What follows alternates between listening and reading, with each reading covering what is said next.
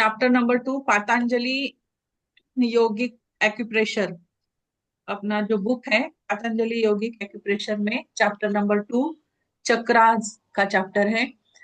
ये जो चक्रास है, ये जो टर्म इंडियन योगा फिलोसॉफी में इसके बारे में है।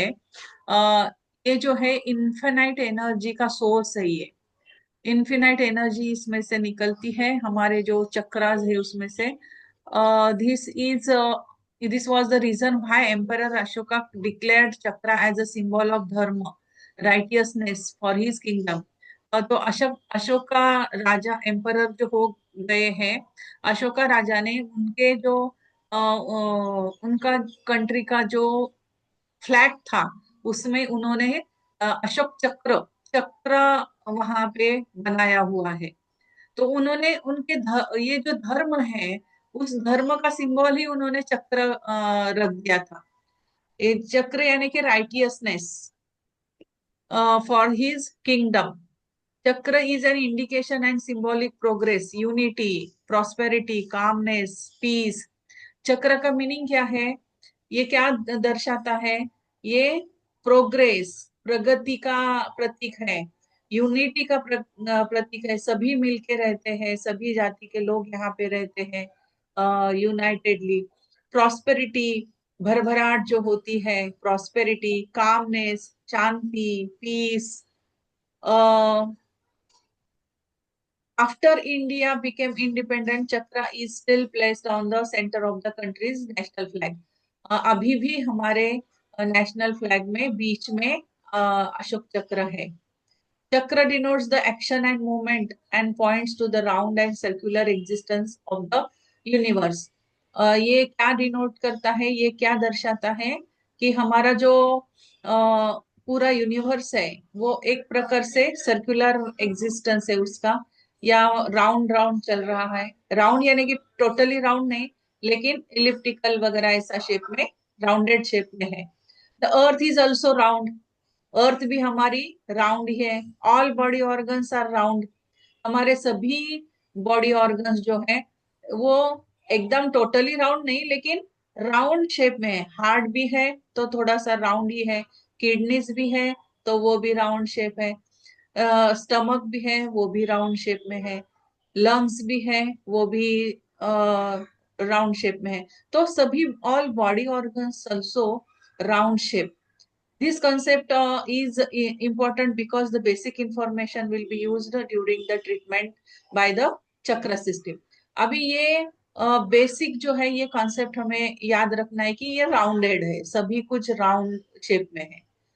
फुल्ली राउंड नहीं, देखो हमारा ब्रेन भी राउंड में ही मोड़ता है।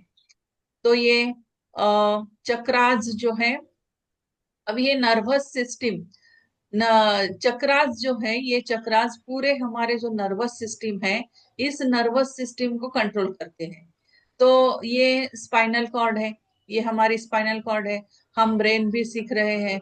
ब्रेन और ब्रेन से रिलेटेड सभी ऑर्गन्स, नर्वस सिस्टम, वो भी हम चरक 3 में सीख रहे हैं।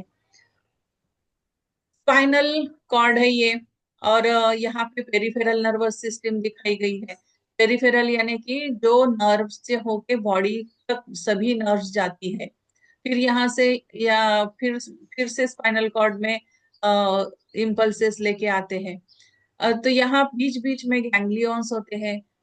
ये नर्व्स है, ये नर्व्स पूरी इस तरह से जा रही है। तो ये हमारी नर्वस सिस्टम है, सेंट्रल नर्वस सिस्टम है। और बीच में हमारे लिम्फेटिक सिस्टम भी है। और यहाँ पे प्लेक्सस दिखाए गए हैं। प्लेक्ससेस भी हम पढ़ चुके हैं पिछले सेम में। तो यहाँ नर्व्स जो आती है और उनका जो गुच्छा बनता है ये यहाँ कॉर्ड, स्पाइनल कॉर्ड के पास आके, ये सब जो नर्व्स है, ये सब जो नर्व्स है ये हमारे पूरे बॉडी पार्ट से आ रही है। अभी हाथों से आ रही है, पैरों से आ रही है, पूरे यहाँ पे जो ऑर्गन्स है वहां से आ रही है। ये आ कहाँ रही है?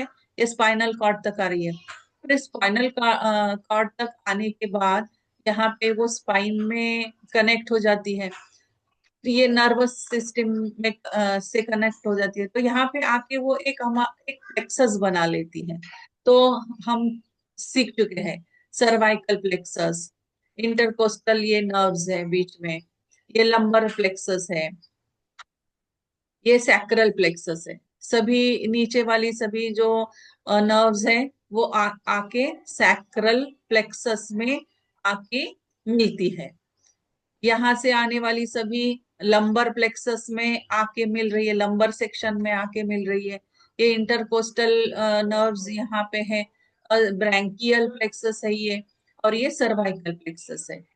तो ये अपने अपने स्थान पे ये प्लेक्ससेस है। तो ये प्लेक्ससेस है। Four nerve plexuses are located in the trunk region. Cervical plexus जो कि कनेक्शन है उसका हेड, नेक और शोल्डर में। ब्रैंकियल प्लेक्सस उसका कनेक्शन है chest region, shoulder region, upper arm और फोर आर्म। फिर लंबर प्लेक्सस का कनेक्शन है back region, abdomen, groin, thighs, knees and calves. आपको शेयरिंग दिखाई दे रहा है ना? हाँ जी मैम, दिख रहा है। हाँ, because the lumbar and sacral plexuses are interconnected, they are sometimes referred to the in lumbosacral plexus.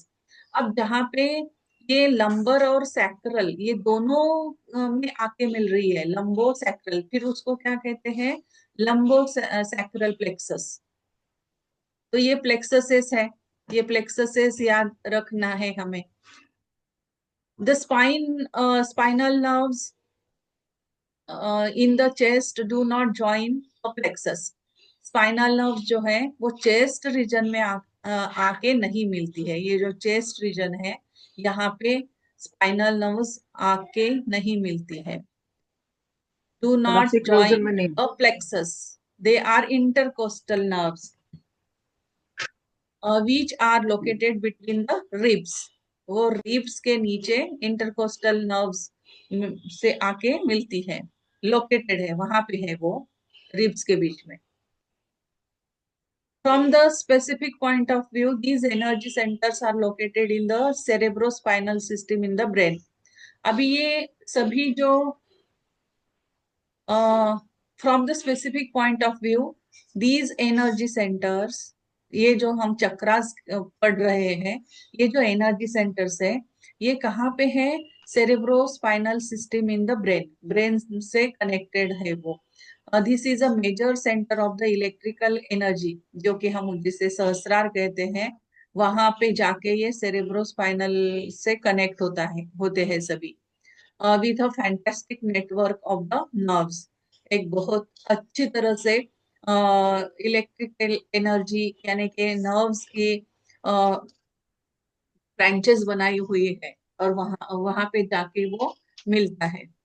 चक्र functioning can be compared to the functioning of the nerve plexuses located in the strategic points in the nervous system।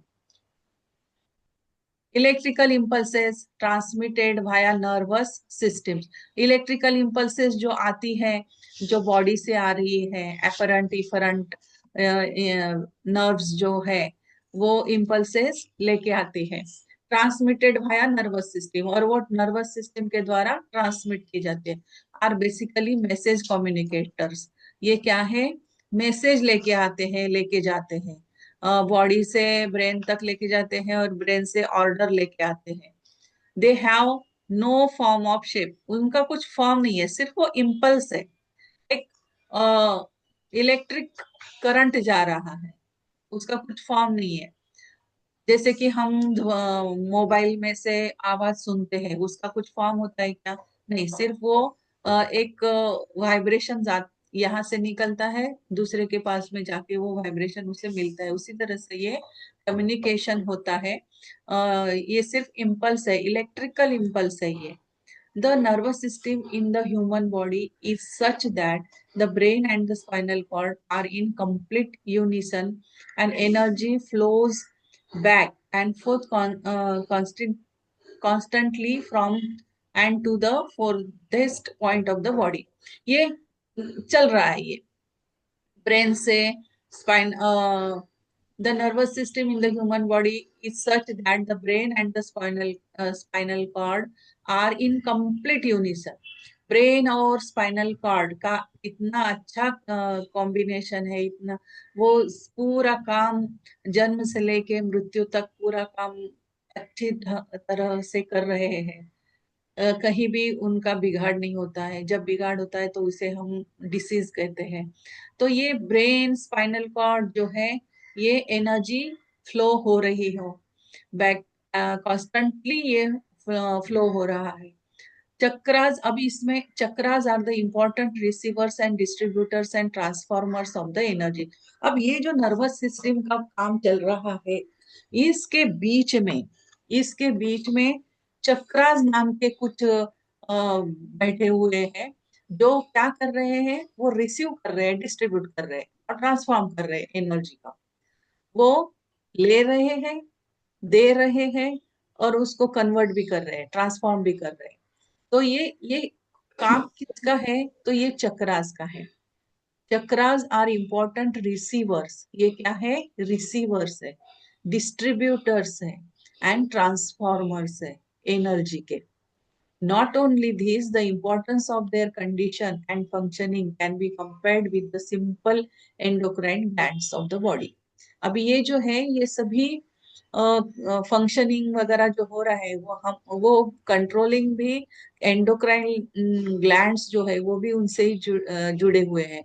Chemical secretions, जो भी chemical secretions gland से होते हैं, वो flow जो है उसका सिक्रीशन का जो फ्लो है वो वाया ब्लड और लिव ये पूरे बॉडी में भेजा जाता है। फिर ऑर्गन्स को भेजा जाता है, बॉडी पार्ट्स को भेजा जाता है और वहाँ इन सब का नरिशमेंट होता है। हर एक सेल का नरिशमेंट होता है। ये केमिकल सिक्रीशंस जो है वो via via blood and live ये भेजे जाते हैं। फिर ब्लड और लिम्फ ये सर्कुलेशन का काम करते हैं। ये जो है, ये इस तरह से हमारा, ये क्या है? नर्व सेल है। तो ये इम्पल्सेस लेके जाते हैं, इम्पल्सेस लेके जाते हैं। In Indian yoga chakra is synonymous to a lotus flower. अभी हमारे भारत में ये चक्रा जो है उसको लोटस कहा गया है, लोटस के रूप में दर्शाया गया है। अम, ये 88,000 chakras in the human body identified in Indian yoga philosophy. हमारे शरीर में इतने सारे चक्रास है, लेकिन हम सिर्फ मेन 7 चक्रास को ही जानते हैं। The 7 chakras are suppose to be the most important, that is Muladhara. अब इनके बीच में इतने सारे चक्रास है हमारे बॉडी में, लेकिन इनमें सबसे मेन जो है वो 7 चक्रास है और ये 7 चक्रास को ही हम जानते हैं। इम्पोर्टेंट है उसमें मूलाधार चक्र है, स्वाधिष्ठान है, मणिपुर है, अनाहत है, विशुद्धि, आज्ञा और Sahasrara. In the chakras the number of petals are respectively 4, 6। अभी ये सभी जो चक्र है, ये इस तरह से कमल का फूल के द्वारा दर्शाया गया है। ये कमल का फूल जो है, एक किसी विशिष्ट उद्देश्य से ही इसको लिया गया है। इसकी एनर्जी, इसका स्थान, ये किस तरह से है वो आगे हमारे बुक में दिया हुआ है पूरा। इसके पेटल्स, अभी ये जो सभी चक्र है, इन सब के पेटल्स अलग अलग है। मूलाधार से अगर स्टार्ट की जाए तो सबसे नीचे मूलाधार में सिर्फ 4 पेटल्स है, फिर स्वादिष्ठान में 6 है, फिर मणिपुर में 10 है, फिर अनाहत में 12 है, फिर विशुद्ध में 16 है, आज्ञा में 96 है और सहस्त्रार में 1000 है। तो इस तरह से ये चक्र है, कहाँ पे कम है कहाँ पे ज्यादा है। तो ये इस तरह से ये चक्र है। 4 मूलाधार में है, 6 स्वादिष्ठान में है, 10 मणिपुरा में है, अनाहता में 12 है, विशुद्धि में 16 है और यहाँ पे 96 है। ये वो आज्ञा में 2 दिखाए हैं यहाँ पे और यहाँ पे 1000 सहस्त्र यानी कि 1000 पेटल्स है। तो इस तरह से ये पूरा फिर सहस्त्र इस तरह से खिल जाता है। सबसे पहले नीचे 4 ही पेटल्स है। तो ये इस तरह से ये फूल से भी दर्शाए गए हैं कि सबसे नीचे वाला जो है हिबिस्कस का दिखाया जाता है, फिर कालिया लिली, सनफ्लावर, फिर यहाँ पे रोज, ट्यूलिप, मैरीगोल्ड, और ऊपर सबसे lotus.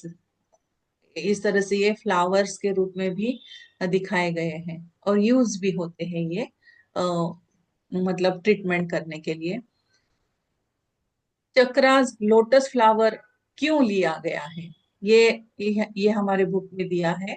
Why did the Indian rishis and saints considered only the nature's most beautiful creation? A lotus flower to indicate the dense form of energy, the chakras. ये जो lotus है इसमें बहुत डेंस एनर्जी होती है, जो कि चक्रास के द्वारा हमें दिखाई जाती है। This subject need to deep thinking as it is a truly manifested.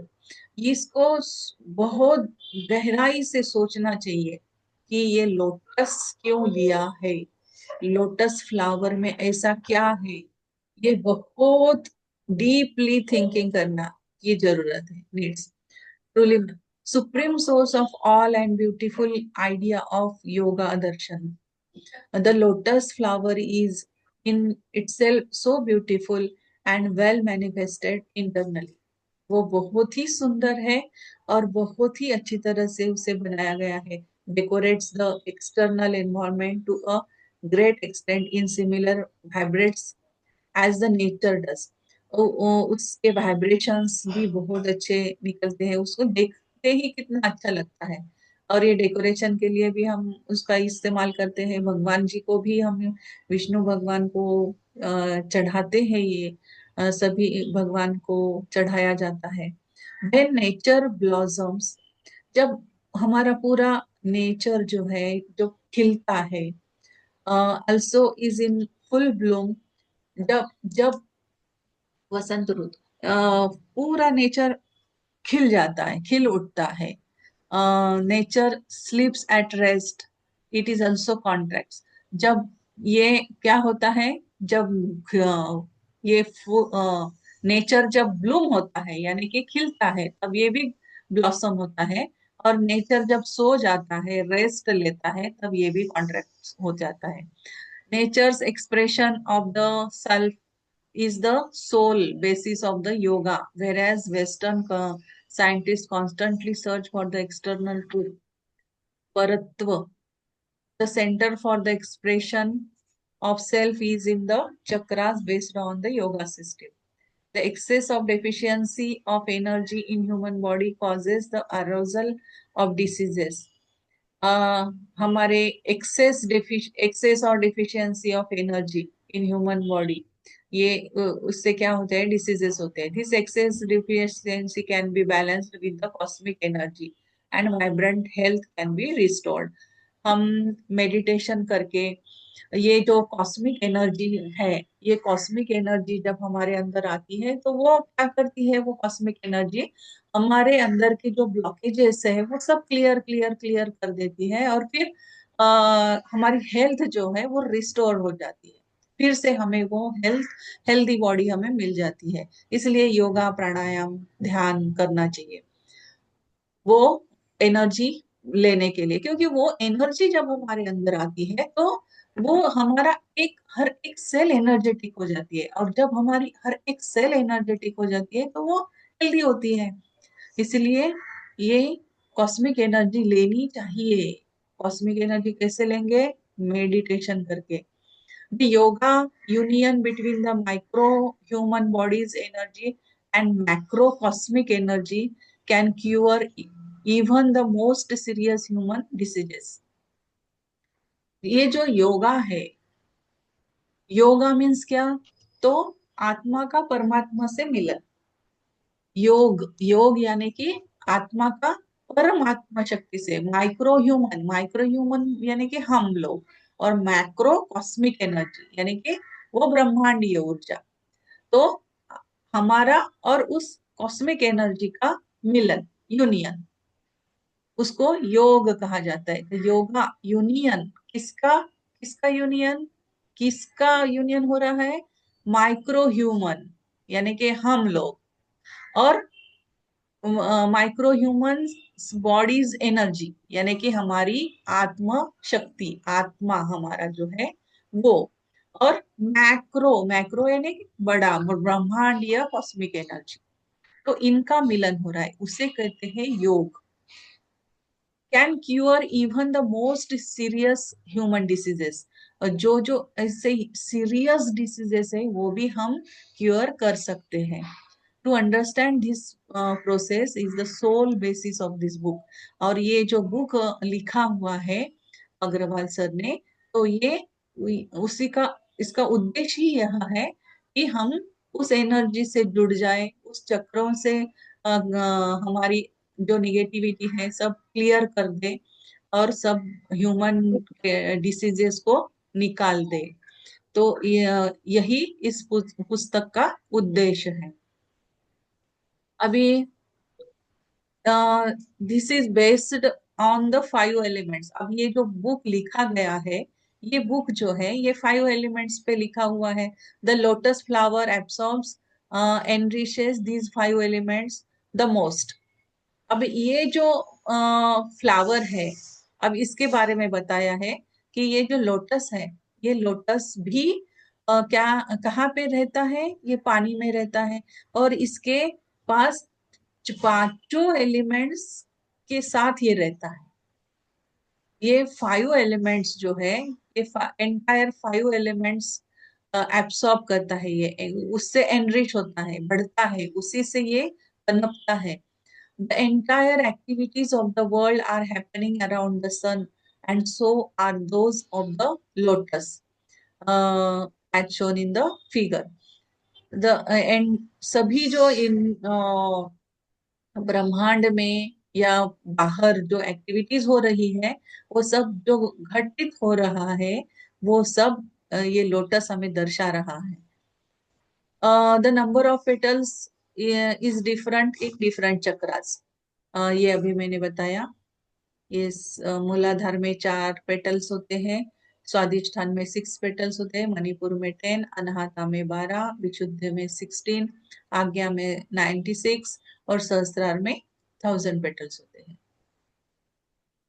ये flowers, all the figures in the given picture are lotus flowers which are born in water.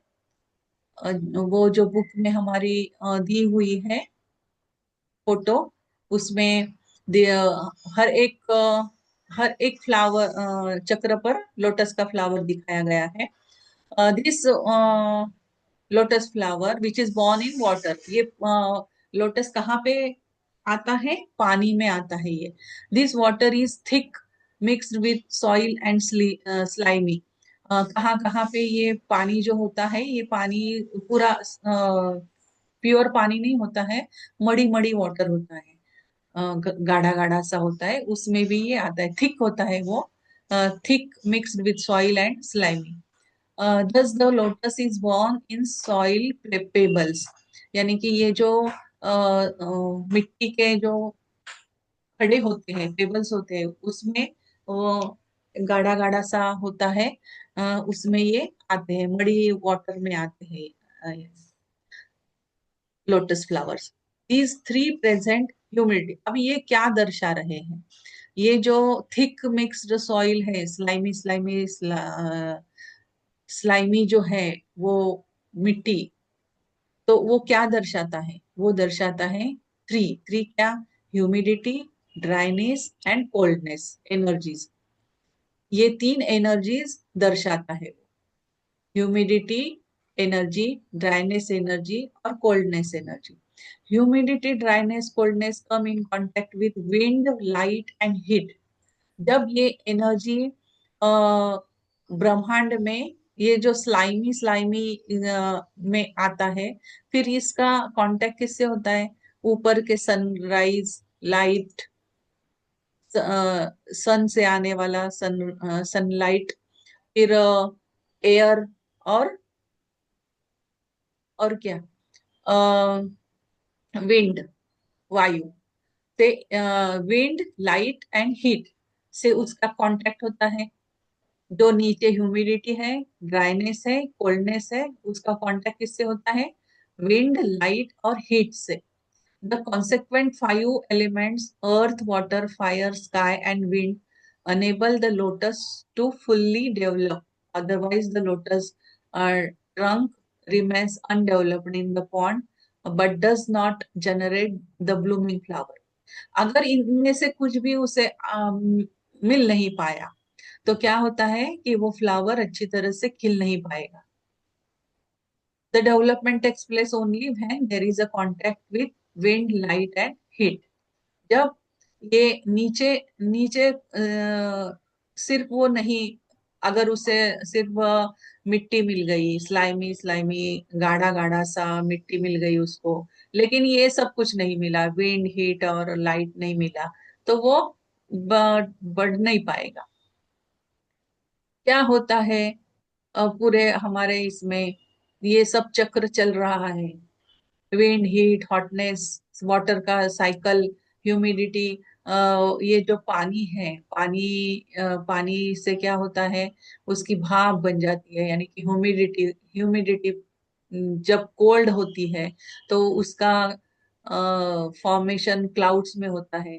फिर ये क्लाउड्स को जब एयर, ठंडी एयर लगती है तो फिर उसका कंडेंसेशन होके फिर से उसके पानी के रूप में वो आ जाता है नीचे। तो इस तरह से ये जो सर्कुलेशन है, ये विंड, हीट, हॉटनेस, सब कुछ वातावरण में हो रहा है।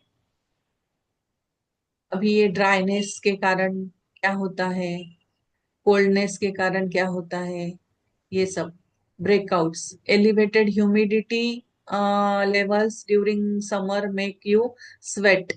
जब ह्यूमिडिटी का लेवल बहुत ज्यादा बढ़ जाता है समर सीजन में तो क्या होता है, पसीना पसीना आना शुरू होता है।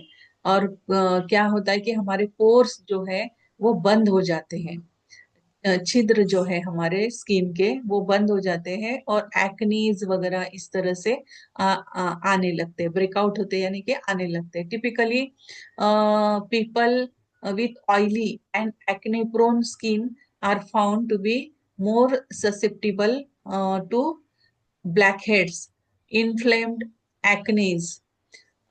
तो ये जो लोग जिनकी ऑयली स्किन ज्यादा होती है उन लोगों में, टिपिकली उन लोगों में ये ब्लॉक हो जाता है, उनका जो स्किन है वो स्किन ब्लॉक हो जाने के कारण, ऊपर से ये ब्लॉक हो जाने का कारण अंदर क्या होता है कि ह्यूमिडिटी बढ़ जाती है, हीट बढ़ जाती है, ह्यूमिडिटी और हीट बढ़ जाने के कारण अंदर ही अंदर फिर उनके एक्नेज आने लगते हैं।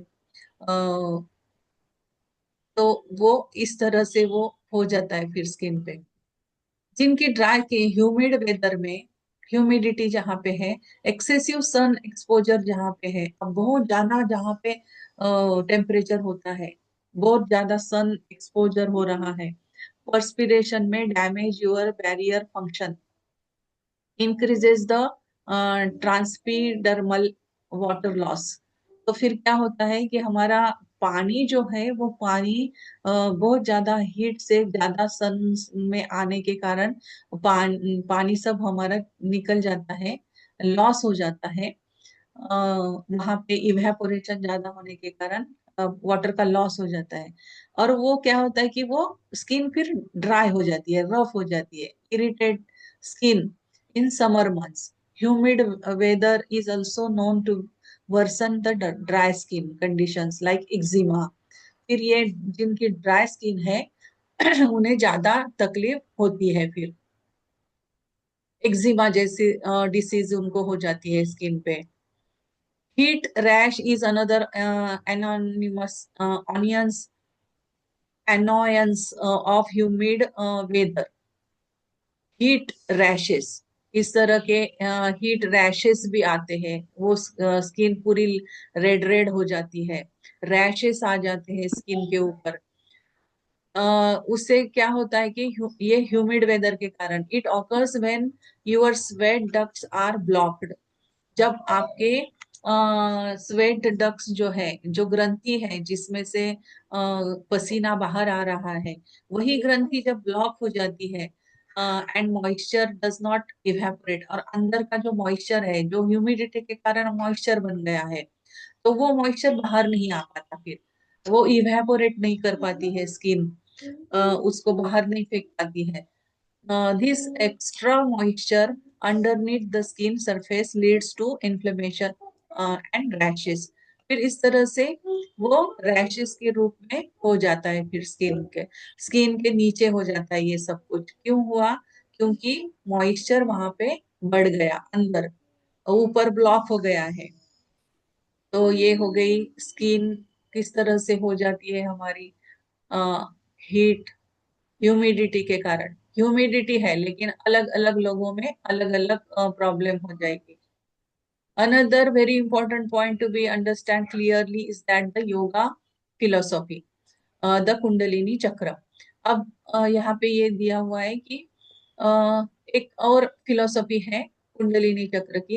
Eight the bottom suppose to be a serpentine form, undeveloped and the source of powerful but silent energy. हमारे फिलोसॉफी में ऐसे कहा गया है, बोला गया है कि कुंडलिनी शक्ति जो है वो मूलाधार चक्र में एक सोई हुई होती है, अनडेवलप्ड फॉर्म में होती है वो। जब तक कि हम उसको जगाएंगे नहीं, जब तक कि कोई गुरु की दीक्षा नहीं ली जाती और उसे उठाया नहीं, उसे जागृति कहते हैं। जब तक हम उसको जागृत नहीं करते, तब तक वो साइलेंट ही रहती है, वो एनर्जी, वो चक्र एक्टिवेट नहीं होते हैं। Looking at the lotus flower, it may be seen that sun's light is minimal at the trunk. अभी ये जो कमल का फूल है, कमल के फूल में अगर हम देखेंगे तो उसका जो नीचे का पोर्शन है, यानी कि उसकी डंठल कहेंगे हम उसको, वो जो है वहां पे एनर्जी बहुत कम होती है। यानी कि मूलाधार चक्र में एनर्जी क्या होगी? बहुत कम होती है। सनलाइट जो है वो मूलाधार को कम मिलेगा, ऊपर से आएगा तो वो अब हमारे सिर पे ही आएगा ना। तो मूलाधार में कम है, फिर थोड़ा सा ज्यादा स्वादिष्ठान में होगा, फिर मणिपुर, फिर अनाहत, फिर आज्ञा, फिर सहस्त्रार चक्र में। Hence the number of petals also increases in the lotus flower from मूलाधार टुवर्ड्स सहस्त्रार। और इसी कारण पेटल्स की संख्या ऊपर बढ़ रही है, एक एक एक एक करके, थोड़ी थोड़ी करके ऊपर बढ़ रही है। This indicates this Muladhar chakra, the maximum number of petals in Sahasra, decreasing numbers in the Muladhara chakra, and this indicates the increasing concentration and power of the energy in these chakras from Muladhara towards to the Sahasrara. इसका क्या मतलब हुआ कि मूलाधारा से लेके ऊपर सहस्त्रार तक concentration energy का बढ़ रहा है, नीचे एनर्जी कम है, ऊपर जाते जाते वो एनर्जी भी बढ़ रही है। The maximum number of petals in Sahasrara, और सबसे ज्यादा पेटल्स कहाँ पे है? सहस्त्रारा में है। Decreasing number of petals in the Muladhara indicates the quantum of energy, वहां पे एनर्जी कम है। In yoga philosophy the power and ability of these chakras has been attributed to the number of petals in the chakras. ये petals के ऊपर उसकी power कही गई है, जितने पेटल्स उतनी उसकी पावर, इसका मतलब यही हुआ। In yoga philosophy the power and ability of these chakras has been attributed to the number of petals in the chakras. The maximum number of petals are depicted in chakras and the chakra double आ गया है। In whatever way it is looked at, the importance and power of the chakras increasingly clear. A lotus flower is the only flower which is nearest to the five elements. और ये lotus flower जो है वो five elements के नजदीक है। Therefore the energy. Ma'am ये hello ma'am, 1 minute, ये ना बीच में खत्म हो जाएगा अभी, तो क्या दोबारा हाँ, ज्वाइन करना है? आ, ओके। कर लेते हैं, थोड़ा सा 5 मिनट का ब्रेक लेके कर लेते हैं। हाँ। Okay. A lotus flower is the only flower which is nearest to the five elements.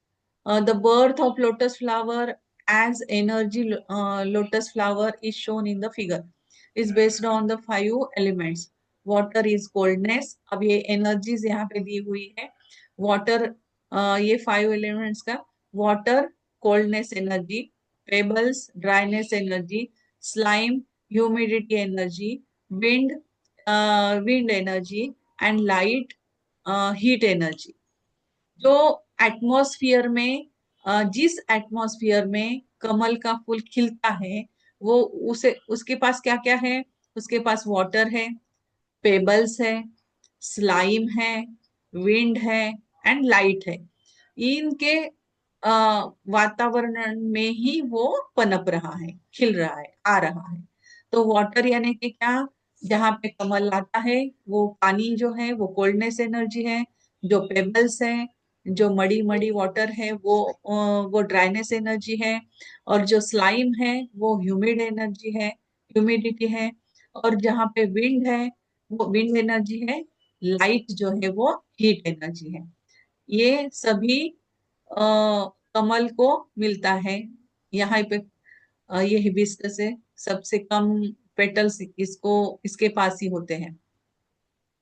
फिर ये लोटस फ्लावर जो है ये satisfies the yin and yang hetero homo और हेट्रो प्रिंसिपल्स भी ये दर्शाता है। Yin homo is the concentration flowers shrinking and closing phases, and young or hetero is the expansion, flowers blooming, opening out phase, cold ये एक phase दिखाया है। ये 8 गाइडिंग प्रिंसिपल्स जो है हमारे, वो 8 मतलब ये कमल को किस तरह से दर्शाया है हमारे दर्शक दार्शनिकों ने। लोटस फ्लावर सेटिस्फाई करता है, क्या सेटिस्फाई करता है? इन एंड यांग एनर्जी को, होमो और हेटेरो प्रिंसिपल को। इन और homo is the contraction, flower shrinking and closing, वो श्रिंक होता है फिर क्लोज होता है, ये फेज उसमें होती है। यांग और हेटेरो वो दर्शा रहा है expansion, flowers blooming opening out phase. coldness, dryness, and humidity are three homo energies. Wind, heat, humidity are the hetero energies. From this point,